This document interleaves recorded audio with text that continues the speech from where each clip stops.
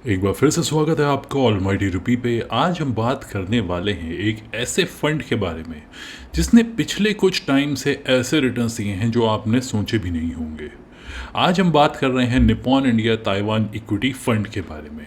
इस वीडियो में हम इस फंड के बारे में जानेंगे, किस तरह के इसके रिटर्न्स रहे हैं, किस तरह का पोर्टफोलियो है, किस तरह की थीम्स में इसने इन्वेस्ट किया हुआ है और क्या ये आपके पोर्टफोलियो के लिए एक सही फंड है कि नहीं, और क्या आने वाले टाइम पे हमें इसी तरीके के रिटर्न्स देखने को मिल सकते हैं कि नहीं, जानेंगे इस वीडियो में।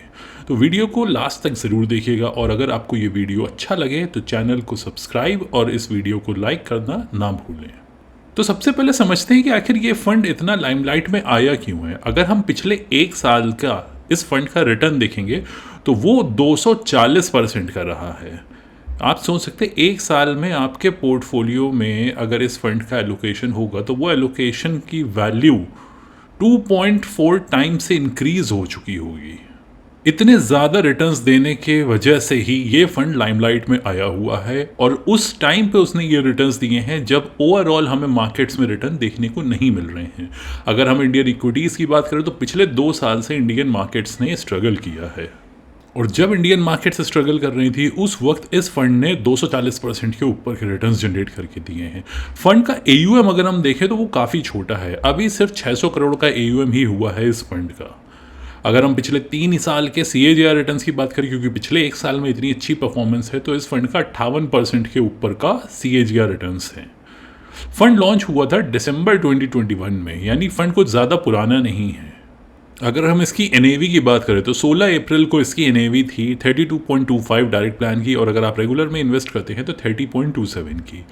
इसकी जो बेंचमार्क इंडेक्स है वो है ताइवान कैपिटलाइज्ड वेटेड इंडेक्स। अब ये जो फंड है ये एक्टिव फंड है, यानी यहाँ पे स्टॉक्स का पोर्टफोलियो है, जो स्टॉक्स ताइवान मार्केट में लिस्टेड हैं उन स्टॉक्स का। ये कोई फंड ऑफ फंड नहीं है कि आपने इस फंड में लगाया, बदले में ये फंड जाके किसी और फंड में इन्वेस्ट कर रहा है।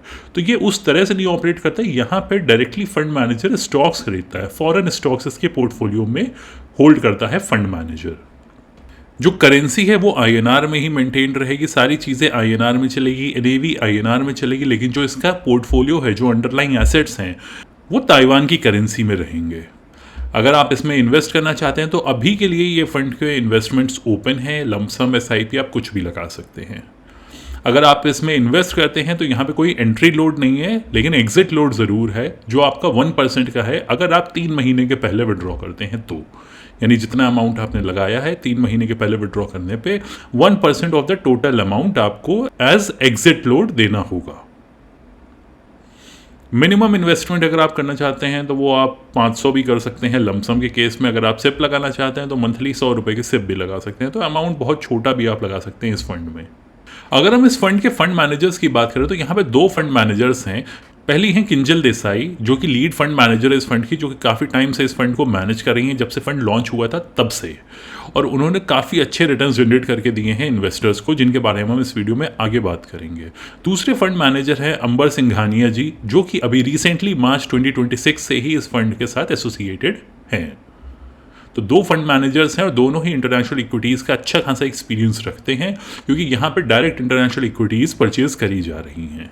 अगर हम फंड के इन्वेस्टमेंट ऑब्जेक्टिव की बात करें तो वो किसी और म्यूचुअल फंड की तरह सेम है कि एक लॉन्ग टर्म कैपिटल एप्रिसिएशन देना है इक्विटी और इक्विटी रिलेटेड इंस्ट्रूमेंट्स में लगा के, जो कि ताइवान के रिकॉग्नाइज्ड स्टॉक एक्सचेंज पे लिस्टेड हों। यानी कि अनलिस्टेड कंपनीज नहीं, सिर्फ लिस्टेड कंपनीज, वो भी ताइवान स्टॉक एक्सचेंज पे लिस्टेड कंपनीज। और अगर डेट में लगा रहे हैं तो वो इंडियन सिक्योरिटीज़ होंगे, यानी इक्विटी का पोर्शन जो होगा वो ताइवान इक्विटी का रहेगा और जो डेट का पोर्शन होगा वो इंडियन डेट का रहेगा। तो फंड मैनेजर यहाँ कोशिश करता है ताइवान कैपिटलाइज्ड वेटेड इंडेक्स को बीट करने की।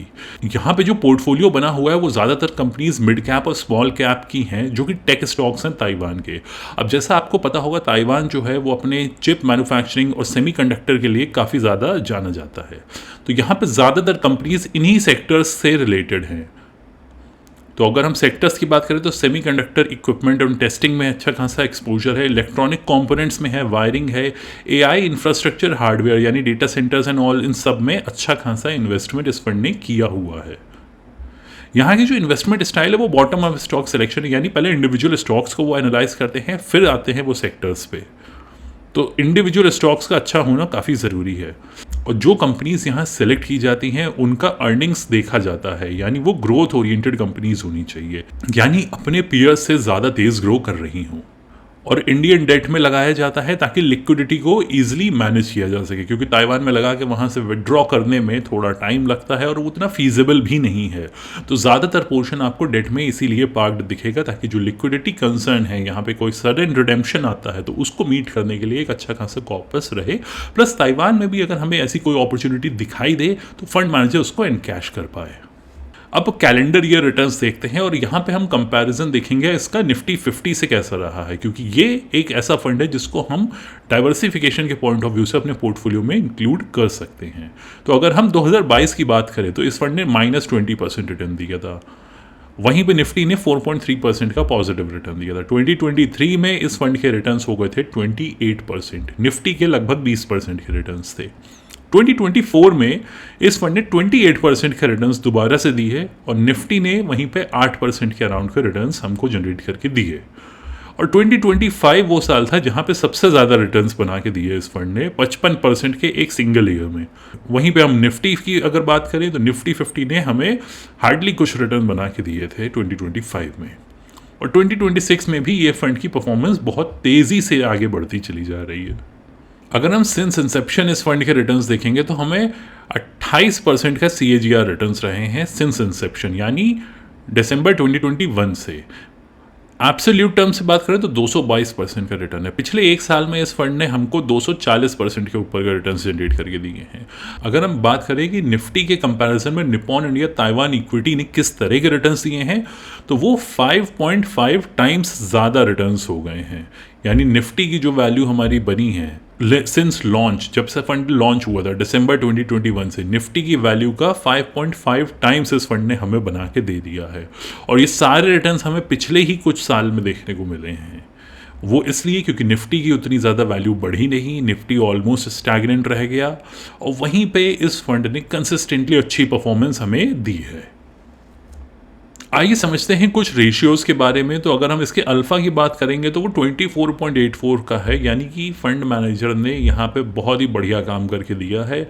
आप अगर इस फंड मैनेजर पे ट्रस्ट कर रहे हैं तो फंड मैनेजर ने अपनी कैपेबिलिटी का प्रदर्शन यहाँ पे किया है बहुत अच्छे से। अगर हम शार्प रेशियो की बात करें कि कितना रिस्क एडजस्टेड रिटर्न हमें मिल रहा है तो 4.04 है। तो आपको बहुत ही कम फंड ऐसे देखने को मिलेंगे जिनका शार्प रेशियो मोर देन 2 हो। तो अगर आपको ऐसा कोई भी फंड दिखता है जिसका 2 के ऊपर का शार्प रेशियो तो वो मतलब बहुत ही अच्छा फंड है। यानी सेम रिस्क लेके दूसरे फंड्स उतना अच्छा नहीं कर पा रहे हैं, वहीं पे उतनी ही रिस्क लेके आपको इस फंड ने ज़्यादा रिटर्न्स दिए हैं। एक रेशियो जो आप इसमें और देख पा रहे हैं वो है पीई रेशियो। पीई रेशियो इसका 50x चल रहा है। अब जो पोर्टफोलियो बना हुआ है उससे आप अंदाज़ा लगा सकते हैं, ज़्यादातर इसमें सेमीकंडक्टर कंपनीज़ हैं, ज़्यादातर कंपनीज़ इसकी चिप मैन्युफैक्चरिंग में है और सपोर्ट फंक्शंस हैं। अब वहाँ पे क्या होता है, उनकी जो प्राइस अर्निंग रेशियो है वो कंपैरेटिवली ज़्यादा होती है किसी एक प्रोडक्ट कंपनी के अगेंस्ट या सर्विस कंपनी के अगेंस्ट अगर हम कंपेयर करें। तो इन कंपनीज़ का पी हमेशा ज़्यादा चल रहा होता है, इसीलिए जो इस पोर्टफोलियो का एवरेज पी रेशियो है वो 50 टाइम्स है। 50 टाइम्स पे भी ये फंड आपको बहुत अच्छी परफॉर्मेंस दे रहा है और ये आने वाले टाइम पे बढ़ेगा। अगर आपको लगता है एआई स्पेंडिंग बढ़ती रहेगी, एआई की बबल जो है वो बबल नहीं है, वो आने वाले टाइम का फ्यूचर है, तो आपको इस तरह के स्टॉक्स को अपने पोर्टफोलियो में रखना होगा, इस तरह के फंड्स को अपने पोर्टफोलियो में रखना होगा। तभी आप वो रिटर्न्स कमा पाएंगे जो इस तरह की थीम एक लंबे टाइम पे प्ले आउट करके आपको देगी। अगर हम इसकी पोर्टफोलियो होल्डिंग्स की बात करें तो ये इसकी टॉप 10 होल्डिंग्स हैं, जिसमें आप देखेंगे लगभग 20% पैसा इन्होंने कैश इक्विवेलेंट में लगाया है, जो मनी मार्केट इंस्ट्रूमेंट्स हो गए और सिक्योरिटीज़ हो गई डेट की, वहाँ पे पैसा इन्वेस्टेड है ऑलमोस्ट 20%। जो रिमेनिंग 80% है उसको इन्होंने इन कंपनीज़ में डिवाइड करा है। इसमें आपको बहुत सारी कंपनीज़ मिलेंगी जो कि सेमीकंडक्टर में है, इलेक्ट्रॉनिक कॉम्पोनेंट्स बनाती हैं, केबल्स बनाती हैं, इलेक्ट्रिकल कॉम्पोनेंट्स बनाती हैं, थर्मल मैनेजमेंट में है, यानी जितनी भी चीज़ें इस फील्ड से रिलेटेड है उसका पोर्टफोलियो बना है और काफ़ी कॉन्सेंट्रेटेड पोर्टफोलियो है।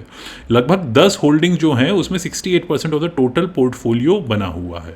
अगर हम सेक्टोरल एलोकेशन की बात करें तो इसके बारे में हमने जैसे बताया, सेमीकंडक्टर इक्विपमेंट एंड टेस्टिंग में 30% लगा हुआ है, इलेक्ट्रॉनिक कंपोनेंट्स एंड वायरिंग में 22.8% है, इलेक्ट्रिकल कंपोनेंट्स में 10% लगा है, मेमोरी एंड लॉजिक आईपी में 9.3% लगा हुआ है, तो और लगभग 20% का कैश एंड इक्विवेलेंट्स में पैसा लगा हुआ है। तो ज़रूरत पड़ने पे ये पैसा भी मार्केट में डिप्लॉय हो सकता है, बट इसका ज़्यादातर पोर्शन लिक्विडिटी मीट करने के लिए रखा गया है।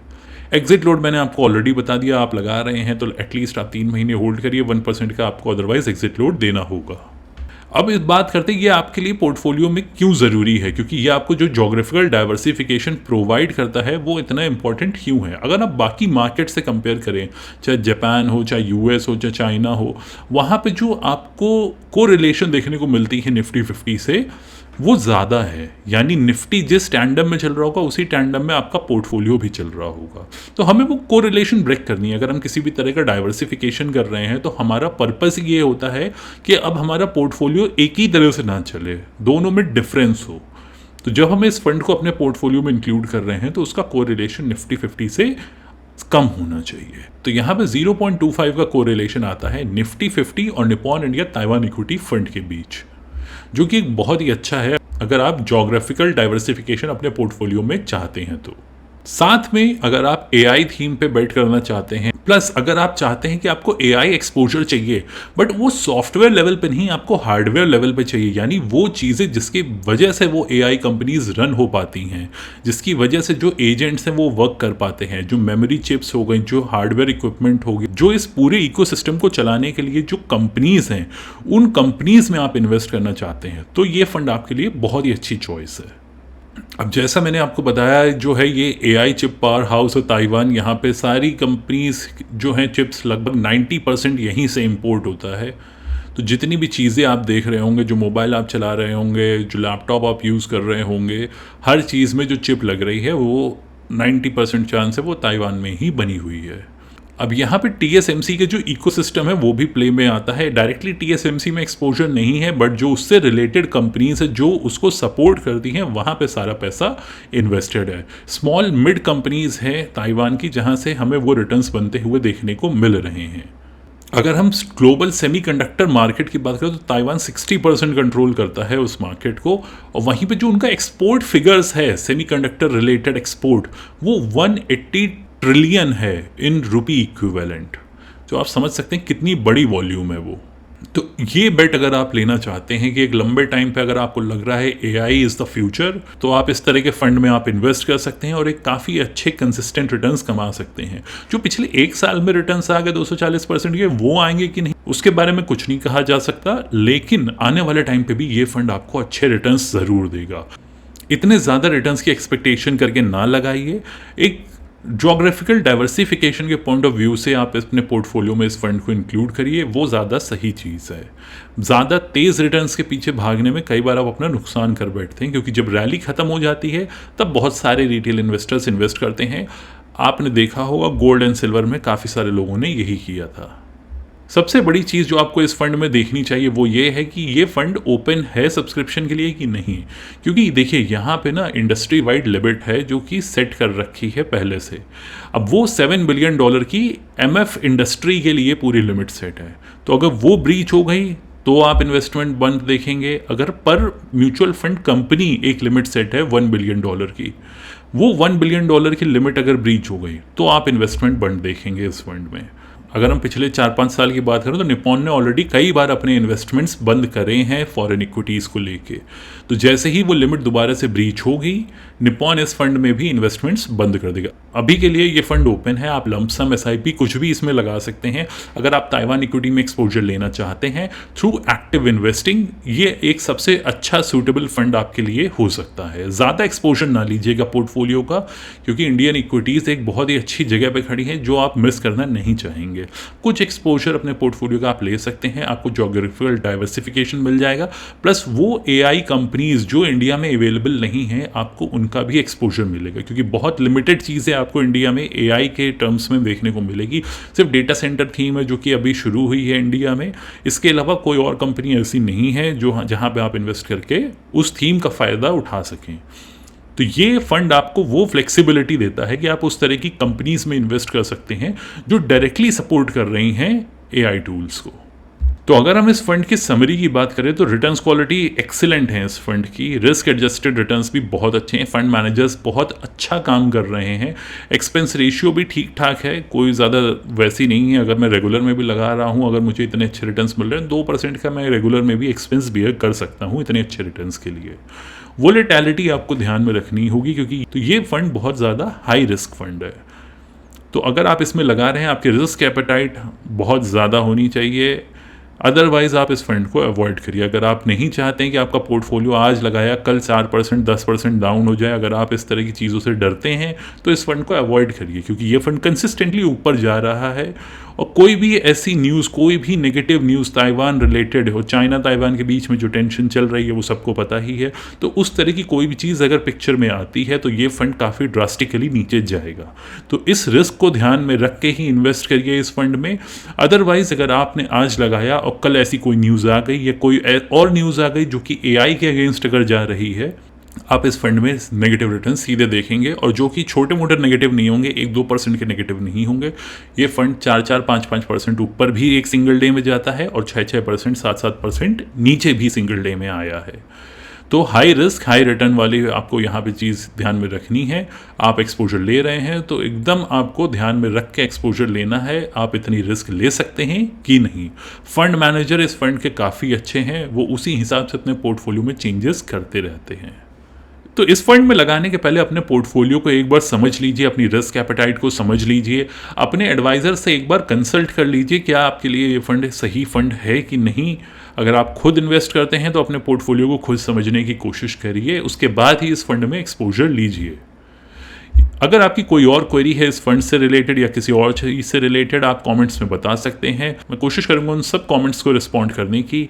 अगर ये वीडियो आपको अच्छा लगा हो तो इस वीडियो को लाइक ज़रूर करिएगा, और चैनल पे अगर आप कई बार आ चुके हैं, आपको ये चैनल अच्छा लगता है तो इसको सब्सक्राइब ज़रूर कर लीजिए। Thank you.